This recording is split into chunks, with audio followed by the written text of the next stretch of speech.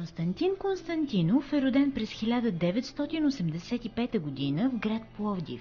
Завършва Великотърновския университет Свети Кирил и Методий, факултет по изкуствата. Реализирал е над 20 самостоятелни изложби на престижни места в България и в чужбина, като дебютът си прави в галерия Алфа Арт в Ню Джерси, Съединените щати. Негови бутикови творби са част от национални и международни колекции. Изобразителните способности на Константин откриваме в платна, които оформят широк диапазон от колоритни стойности и формати, цветове и фигури. Основната задача на неговото творчество е в създаването на системи от символи. Новата му изложба носи името «Тишина». Картините в нея са силно наслоени маслени произведения. Всяка творба е директна провокация към човешкото въображение с цел да предизвика диалог между зрителя и автора.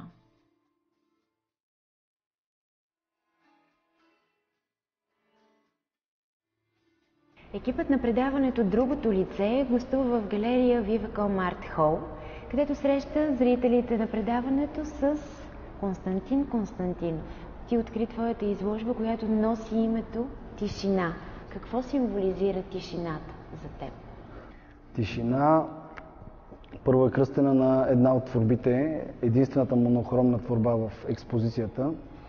Тишината като символ на нещо, което дава много асоциации, на нещо, в което човек може да се потопи, да се откъсне от ежедневието и да бъде провокиран от въображението на Твореца, също така да му е и съучастник, защото моите картини не са конкретни. Зрителя може активно да участва със собственото си въображение в тях. Експериментирам във всякакви посоки, както виждате. Всяка една творба е различна и всяка една носи различна енергия, може би, и ги обединява, може би, стила на това експресивно мое си рисуване с наслагване на боята. А тази картина я правих лятото с още една, която също виждате в експозицията. Тя се казва «Деца на залеза». Двете картини, едната е контрастна, другата е монохромна и са правени, може би, едновременно, което за мен беше голямо предизвикателство и разбира се, че резултатът е добър, щом на нея сме кръстили изложбата. Творбата е някакъв фокус. Там фокусираш идеи, фокусираш наслагвания. Наслагвания не само с цвета и боята, ами наслагвания и душевни, и опит от живота, ако искаш, и най-различни неща. И контрастният принцип, цветовете са също в основата на моето творчество. И най-вече в основата на творчеството ми е експеримента. Тоест, заставам пред бялото платно и започвам.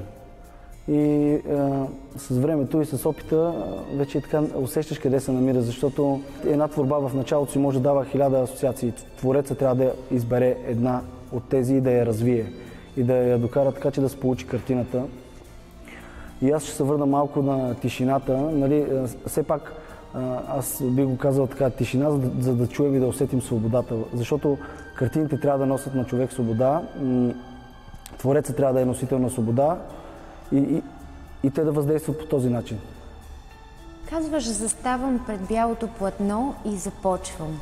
Наистина, какво е усещането ти секунди преди да излееш душата си на платното?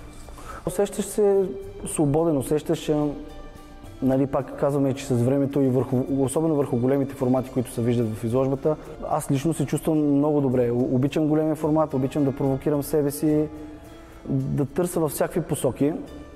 Вие виждате, че всички творби са правени само с маслена боя. Тя ми е основна медия, така и обичам да се изразявам.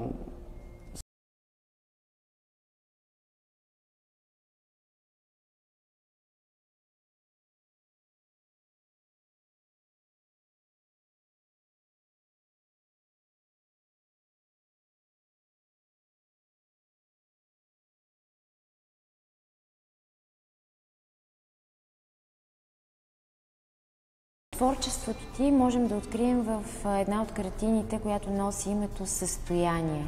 Как се случи тя? Наистина толкова е различна от всички останали. Сякаш не е на Константин Константинов, а на някой друг автор. Това е хубаво, че сте го забелязали. Картината, да, наистина е различна, интересна е.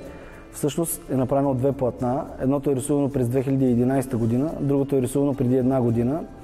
И така в един момент ги поставих едно до друго и просто реших, че това е една творба, която обхваща един такъв времеви диапазон, говори за една цялост и за две състояния. Тя затова се казва състояние, нали, виждаме тъмното и светлото, как се противопоставят, може би и се допълват, нали, както човешката личност. Аз мисля, че в картините ми има някакъв вид хуманизъм и търся връзка с човека. Те са и все пак повода за един диалог с зрителя. Те са посредника.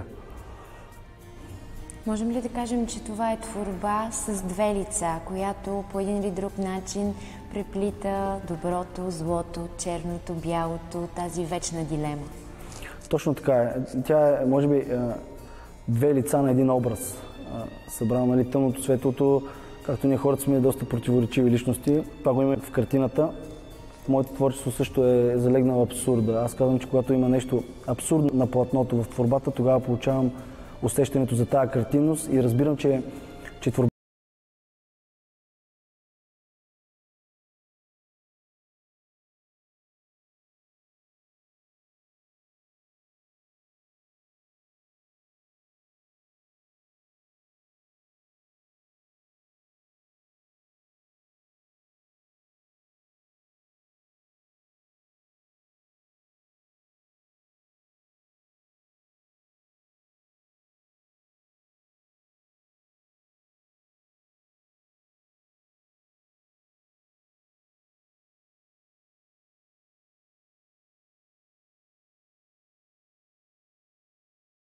чрез вашите творби всеки може да провокира своето въображение. Можем ли да кажем, че изкуството на Константин Константинов е сетивно и влияе на мислите, на въображението на всяка една личност?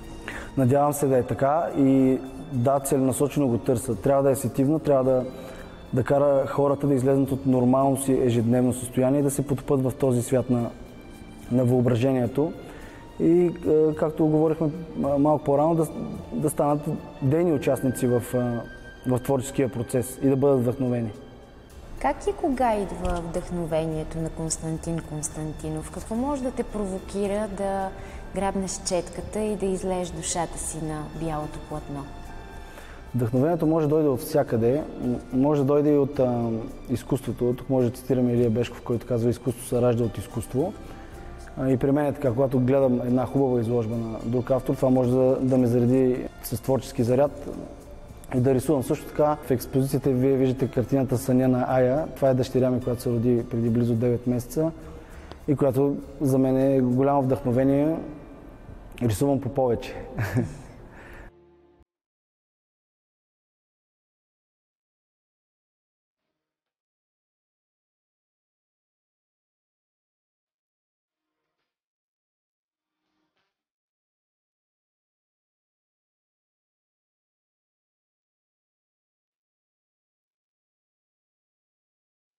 Обичате, освен в тишина, да работите и слушайки джаз.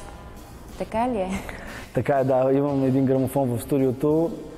Понякога си пускам някоя плоча така за вдъхновение, и защото си мисля, че творецът трябва да е събирателен образ, нали? Той да се интересува от всички видове изкуства, не само от изобразителното.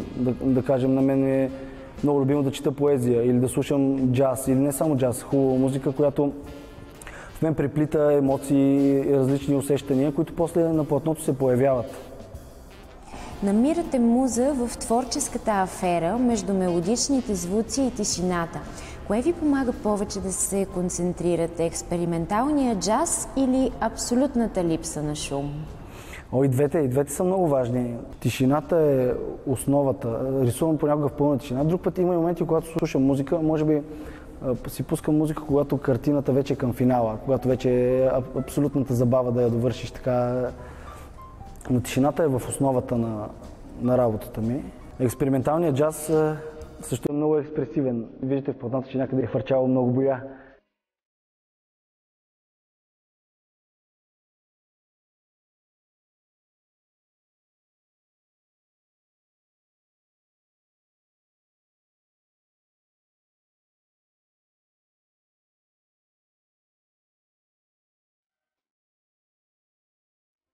Основното, което на мен лично ми прави впечатление в експозицията, са множеството образи, лица във всяка една от тях. Човекът ли е това, което ви вълнува най-силно?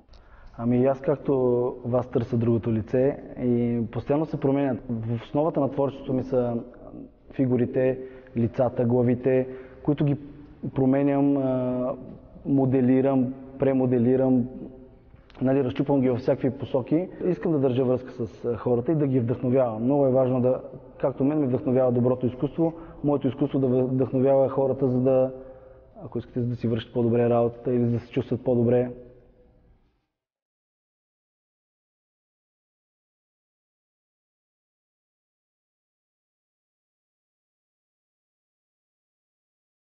Споделяте, че само високото изкуство може да укроти егоцентризма на четката.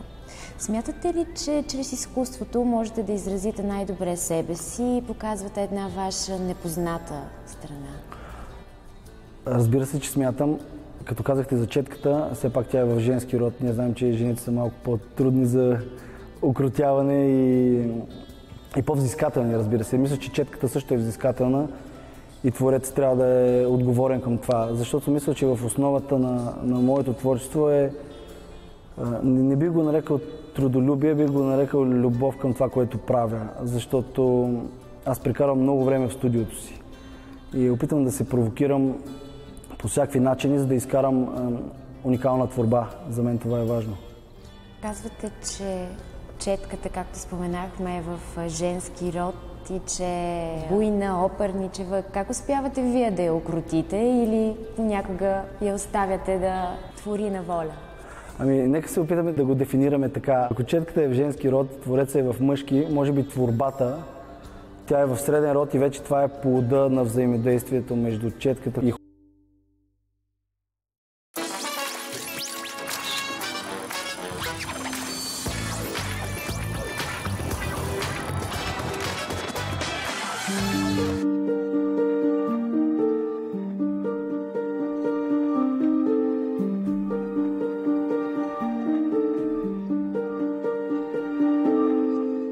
син на един от най-добрите български художници, Анастас Константинов. Свързват ли ви с него и можем ли да кажем, че има нещо общо между неговото творчество и вашето и по някакъв начин повлиял ли е той на вашите идеи, концепции?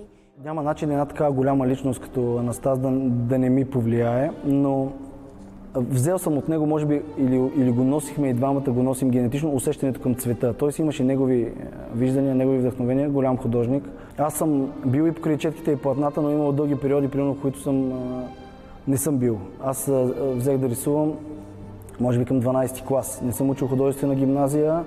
Изведнъж беше провокиран моя интерес от едно друго ателие, в което се даваха уроци. После отидах и говорих с него и му казах, че искам да ставам художник. И той ме погледна малко странно и ми каза, ти лут ли си? Знаеш колко е трудно това нещо, да се живее, да се прави от изкуство. Обаче с времето той разбра, че аз наистина обикнах изкуството, както го обичам и до ден днешен, иначе няма да рисувам. Ако не усещам енергията и любовта си към това, което правя, е излишно да го правя. И хората ще го усетят, все пак вибрацията и излъчването на картините. И за сега се чувствам добре да творя и си мисля, че като творя също така поддържам връзката си с него. Той е мой баща и го обичам и това ни свързва и това мисля, че минава през времето и пространството и ни така създава един мост, едно усещане. Последните години той беше много критичен човек. Като видиш някаква картина, която не е добре, кажеш, това не става. Обаче последните години, преди да почине, идваше в ателието, така пушеше цигари, гледахме и коментирахме. Той разбра, че почвам да намирам себе си. И пак ще кажа, че това е свързано с личната си отдайност на твореца. Нали? С работа става, с работа и с време в студиото. 12-ти клас, че искам да се занимавам с изкуство и да бъда художник. Как така се случи? Какви бяха интересите ви до онзи момент? Как се отключи това ваше усещане? И за мен е необяснимо как, но тук може да кажем, че никога не е късно човек да почне да прави това, което му допадне във всеки един етап от живота си. Аз го усетих по този начин, на тази възраст, която някой ще каже, нали, има художници, които вече са учили художествена гимназия. Да, но просто се запалих и тогава отидах да коментирам с него и необяснимо как. Наистина не мога да дам точен отговор, просто се случи и този огън продължава да гори в мен. Аз искам да създавам нови неща.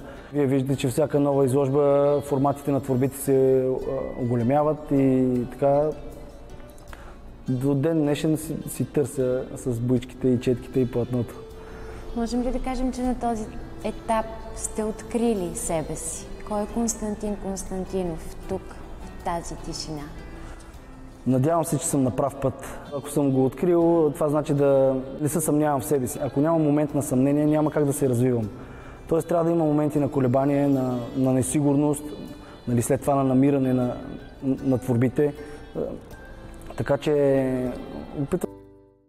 Защо избрахте да следвате идеологията на създаването на символи и системи от символи като една от основните задачи в вашето творчество? Като започвам да рисувам творба, по-скоро се опитам да изчиста съзнанието си от всякакви готови символи, готови образи, нещо, което съм видял. Вие знаете, че в днешно време ни заливат, може да видиш всяко изкуство, дори край на планетата и се опитам да се освободя от тия образи, за да мога да намеря свои собствени. И тогава вече може самата творба да стане символ, както примерно имаме един голям пример Герника на Пикасо. Може да не знаем за какво става въпрос в картината, но тя е символ на един творец. Така и аз се опитвам в моите творби творбата да е символ, а не да ползвам готови символи.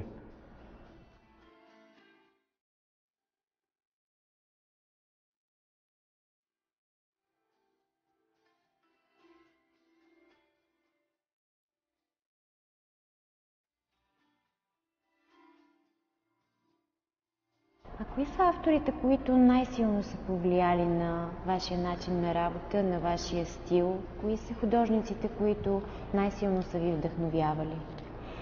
Това един ден го говорихме с приятел, който ме пита кой е твоя отбор от художници, защото преди да почна да рисувам, аз ходих на обикновено училище, играех футбол и нали, не се вълнувах. И аз му казах, че ако трябва да е отбор, може би ще е цяло първенство от отбори, защото това са много автори, които са ме вдъхновили, нали, като включим всички тия художници, които се изучават по история на изкуството, които са гениални автори, като включим българските автори, които някои са забравени, които аз изследвам, преоткривам. Нали, ако трябва да цитирам имена, може би ще пропусна някой и няма да е редно към него, защото все пак в заглавието тишина се съдържа почит и към тях, към това, което е било преди нас, защото без него ние нямаше да сме тук днес и нямаше да правим това изкуство. И намирам голямо вдъхновение във всички големи автори, и наши, и по света.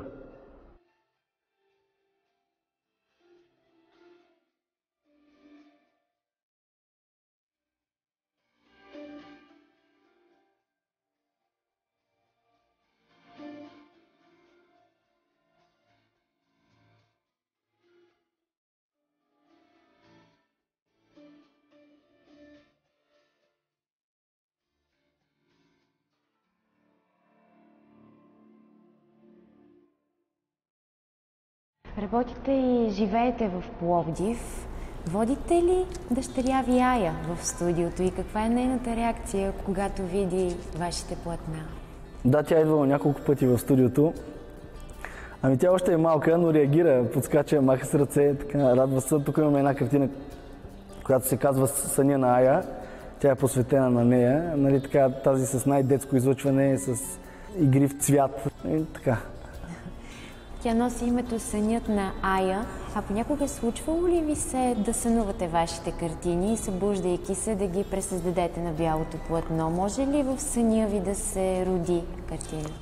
Може да се роди картина, да, но не казвам, че ще пририсувам съня си. По-скоро може да се роди провокация, която да роди после изкуство. Но едно към едно, вие виждате, че всяка една творба е оригинална и различна. Не се опитвам да илюстрирам това, което усещам или което си визуализирам.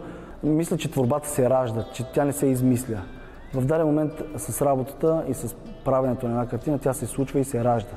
Ако не се случи, тук има и примерни такива картини, които съм ги развалил по 5 пъти.